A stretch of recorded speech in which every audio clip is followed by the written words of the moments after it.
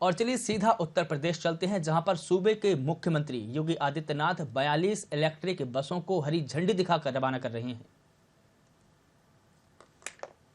उनका स्वागत करें। मैं प्रमुख सचिव नगर विकास श्री अमृत अभिजात जी से अनुरोध करूंगी कि हम सब की ओर से माननीय नगर विकास मंत्री जी को पुष्प भेंट कर स्वागत करें। सचिव नगर विकास श्री अनिल कुमार जी स्वागत करेंगे माननीय राज्य मंत्री महोदय का पुष्प भेंट कर, और आप सब तालियों के पुष्पों से मंचासीन समस्त अतिथियों का स्वागत करेंगे। और अब मैं आमंत्रित कर रही हूं प्रमुख सचिव नगर विकास श्री अमृत अभिजात जी को कि वो अतिथियों का स्वागत करें और योजना का संक्षिप्त परिचय देने की कृपा करें।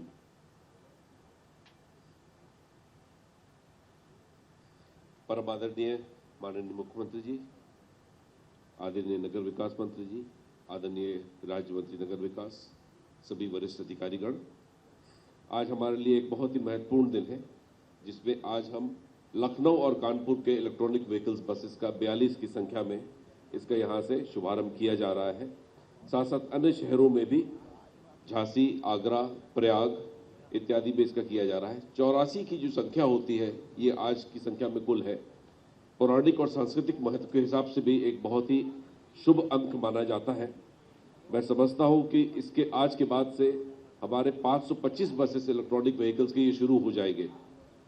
इलेक्ट्रॉनिक बसेस एकमात्र ऐसा साधन नहीं है जो कि सिर्फ चलने के लिए उपयोग किया जाता है, परंतु इसमें अन्य सुविधाएं जो इसमें दी गई हैं, जैसे कैमरेज का उपयोग जो इसमें किया जाता है, तो इससे महिलाओं की सुरक्षा, बुजुर्ग लोगों की सुरक्षा एवं अगर कोई घटना।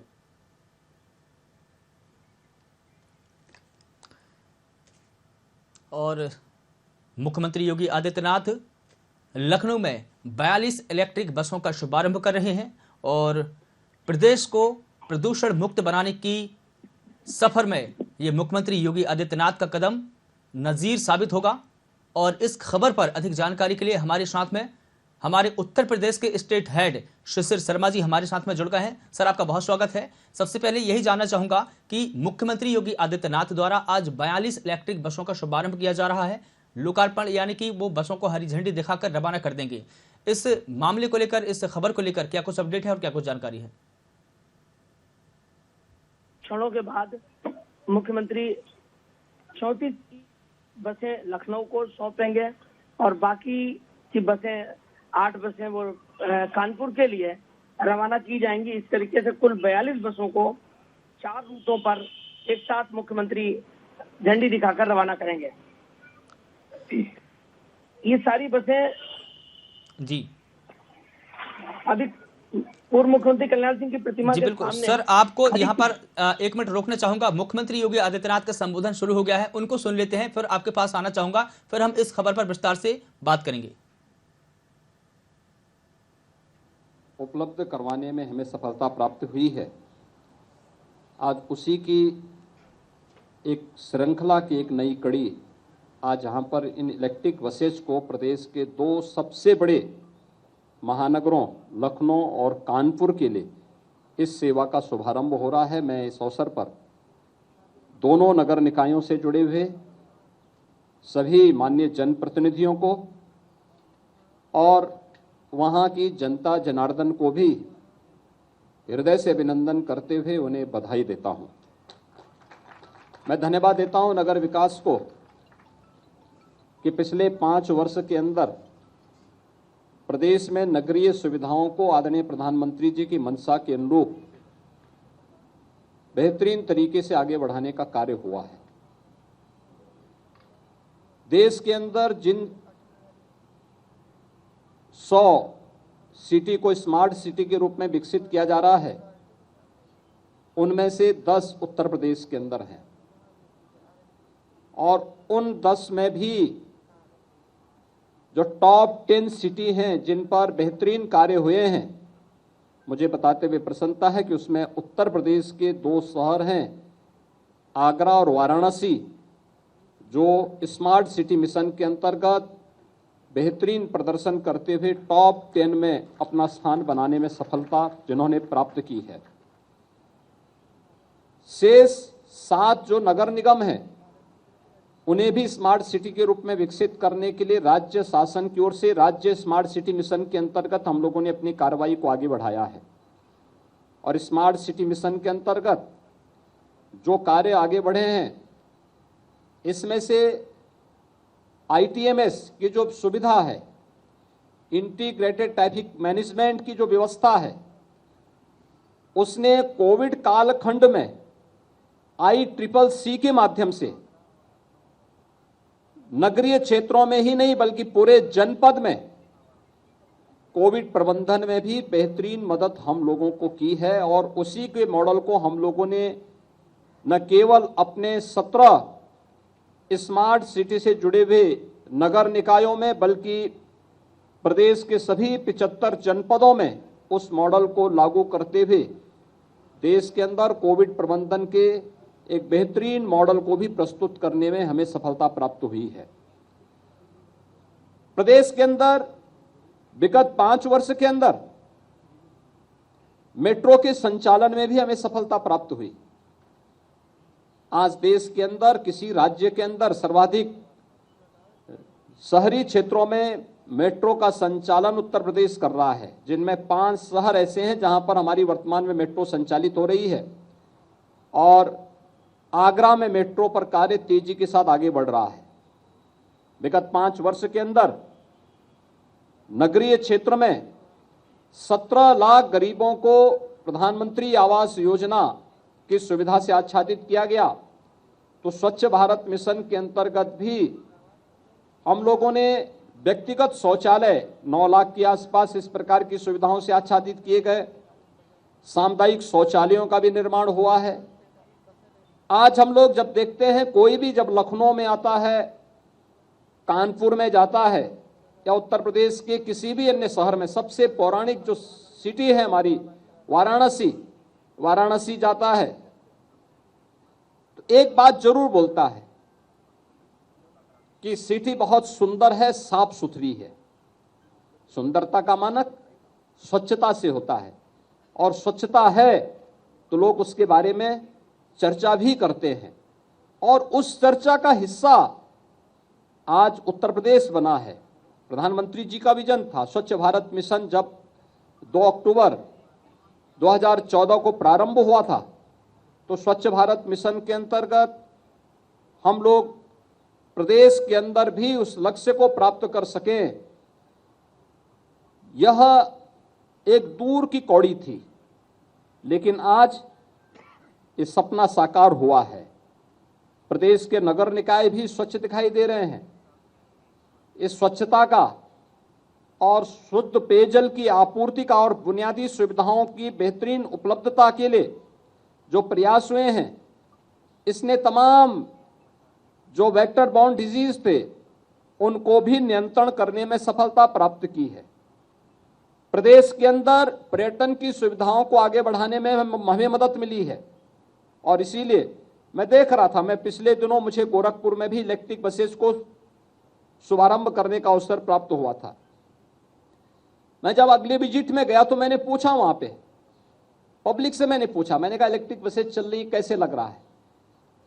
उन्होंने कहा सब और भी लगते, और अलग अलग जगहों से मेरे सामने इस बात की डिमांड होने लग गई कि हमें हमारे शहर को भी, हमारे कस्बे को भी, या जो गोरखपुर सिटी के अंदर इलेक्ट्रिक बसेस चल रही हैं इसके दायरे को थोड़ा बढ़ा देते। यानी इतनी मांग थी और पूरी भर करके जा रही हैं। मैंने नगर निकाय के साथ वहां बैठक की, मैंने उनसे पूछा, मैंने कहा भी ये जो इलेक्ट्रिक बसेस चल रही हैं क्या इनसे आपका खर्चा निकल पा रहा है? उन्होंने कहा हाँ, बहुत बेहतरीन तरीके से आगे बढ़ रही हैं और लोगों की बड़ी डिमांड है। जिस भी रूट पर मैं गया इलेक्ट्रिक बसेस की वहां की सुविधा की सबने सराहना की है। जब कॉमन मैन, जिसको राजनीति से कोई लेना देना नहीं, आपके कार्यों की सराहना करे तो ये मान करके चलिए कि आप सही दिशा में आगे बढ़ रहे हैं। और उस दिशा में इलेक्ट्रिक बसेस की सेवा आज यहाँ पर हम लोग 2 प्रदेश के सबसे बड़े जो नगर निकाय हैं, लखनऊ और कानपुर के लिए प्रारंभ करने जा रहे हैं। यद्यपि दोनों सिटी मेट्रो से भी जुड़ी हुई है, लेकिन मेट्रो की आधार बनेगी इलेक्ट्रिक बस सेवा। इसमें मेट्रो के विस्तार करने में भी प्रत्येक जो यात्री है, प्रत्येक नागरिक को वायु और ध्वनि प्रदूषण से मुक्त पब्लिक ट्रांसपोर्ट की एक बेहतरीन सुविधा उपलब्ध कराने में हमें इसके माध्यम से सफलता प्राप्त होती है। और मैंने इसीलिए नगर निकाय से, नगर विकास विभाग से इस बात का आग्रह किया था।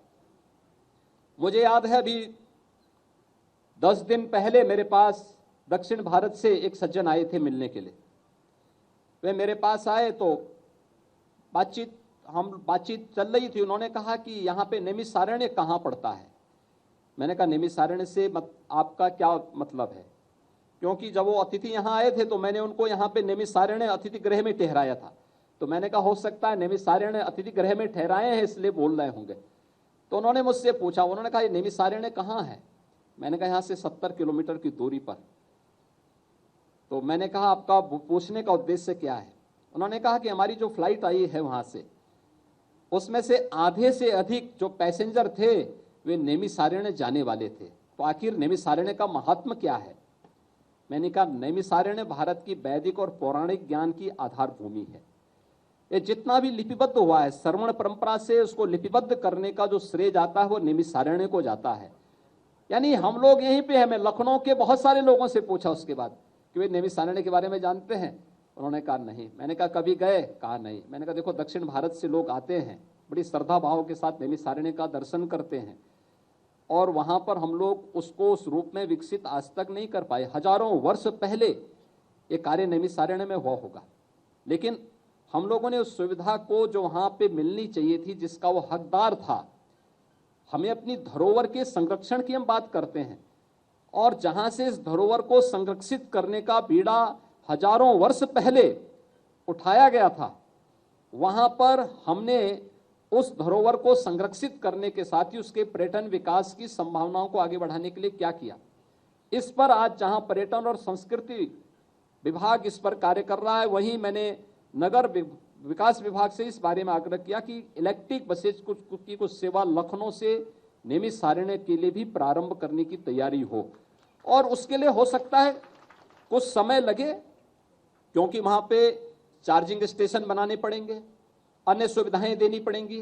तब तक हमारी वैकल्पिक व्यवस्था क्या हो सकती है, एक इस पर ध्यान देना। दूसरा, नैमिषारण्य को हम लोग बेहतरीन सुविधाओं से युक्त एक ऐसे स्थल के रूप में विकसित करें जो प्रत्येक भारतवासी को उस धरोहर के प्रति एक आत्मीयता का भाव प्रत्येक भारतवासी के मन में जागृत कर सके। क्योंकि ये जो वैदिक ज्ञान है, यह भारत का वह ज्ञान है, भारत की एक ऐसी धरोहर है जो विश्व कल्याण का मार्ग प्रशस्त करता है, मानवता के कल्याण का मार्ग प्रशस्त करता है, प्रत्येक जीव के कल्याण के मार्ग प्रशस्त करता है, ब्रह्मांड के कल्याण का मार्ग प्रशस्त करता है।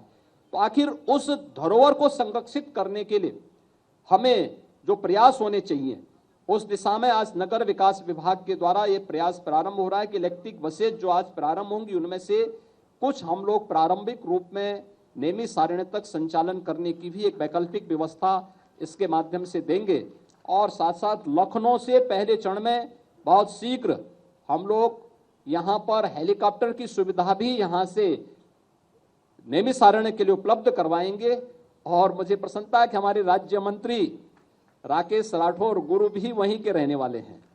तो मैं इस अवसर पर राकेश राठौर जी को बधाई दूंगा कि वे आज नैमिषारण्य के लिए इस बेहतरीन सुविधा को उपलब्ध कराने में, उनके नगर विकास राज्य मंत्री बनने के बाद ये सुविधा नैमिषारण्य को आज प्राप्त होगी। इस अवसर पर मैं एक बार फिर से नगर विकास को, जो प्रदेश की अर्थव्यवस्था को परिवर्तित करने में एक बड़ी भूमिका का निर्वहन कर सकता है। आज देश के अंदर सबसे अधिक नगर निकाय उत्तर प्रदेश के अंदर हैं। लगभग 752 नगर निकाय हमारे पास वर्तमान में होने जा रहे हैं। इनका विस्तार हो रहा है। एक बड़ी आबादी हमारी अब नगर निकायों के दायरे में आ रही है।